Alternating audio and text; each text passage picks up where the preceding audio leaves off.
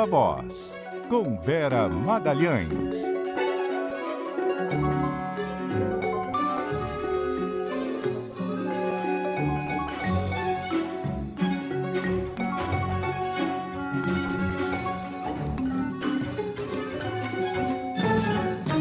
Vera Magalhães, muito boa noite, tudo bem? Oi, Débora, boa noite para você e para Carol, para os ouvintes, também para quem nos assiste. Oi, Vera, boa noite. Sexta-feira, ex-dia de resumo da semana, porque a gente traz também um resumo da semana, mas claro, tem coisa quente. E hoje o ministro do STF, Gilmar Mendes, usou uma ação antiga para blindar a empresa do colega Dias Toffoli das investigações que foram abertas pela CPI do crime organizado, que nesta semana acabou entrando no caso Master.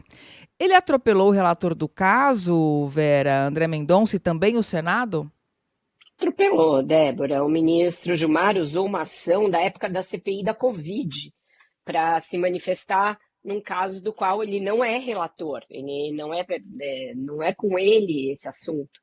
Mas a família do ministro Dias Toffoli, os representantes da Maridet, entraram fazendo uma alusão a uma decisão dele da época da CPI da Covid, quando ele impediu a quebra de sigilo da produtora Brasil Paralelo, entendendo que aquilo não tinha nada a ver com o objeto da CPI da Covid.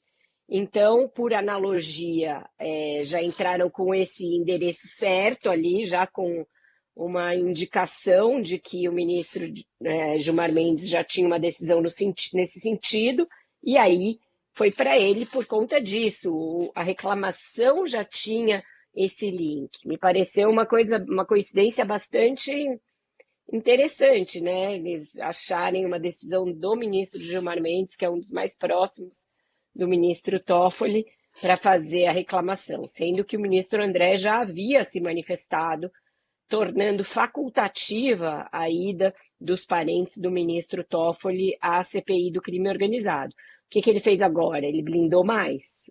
O Gilmar Mendes disse que não tem nenhum cabimento a quebra de sigilo da empresa e dos sócios, fez uma série de críticas à CPI, falou que existe um manifesto incontornável de descumprimento de limites, que é uma providência invasiva, destituída de idoneidade, então anulou por completo, apontou desvio de finalidade da CPI e, com isso, aumentou a blindagem do colega e fez isso num nível muito maior do que o verdadeiro relator do caso Master, que é o ministro André Mendonça, tinha feito.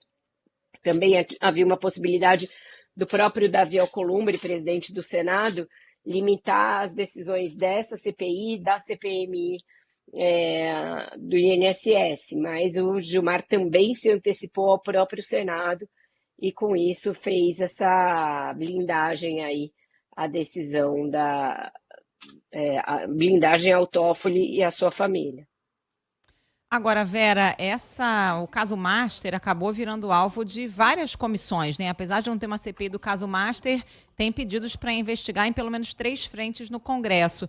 A oposição está vendo nesse escândalo e também, no caso do INSS, uma oportunidade aí para fustigar o governo. E isso pode, de alguma forma, embaralhar as cartas na eleição? Com certeza encontraram esse flanco aí para tentar fustigar o governo, Carol, mas embora seja uma forçação de barra em um determinado sentido, né? Porque o caso Master não é um caso do governo Lula. É um caso que diz respeito a uma fraude bancária, talvez a maior da história do Brasil, com um rescaldo aí para todos os partidos políticos, de direita, de esquerda, de centro, rescaldos para o judiciário, e algumas conexões com o governo por meio ali do ex-ministro Ricardo Lewandowski, etc. Então, eu diria que se a gente fosse pesar as responsabilidades, a do governo seria a menor de todas. Mas como é aquela coisa difícil de entender, fraude bancária, e aí fica aquela história se o Banco Central de alguma maneira falhou na fiscalização, etc., se coloca tudo na conta do governo.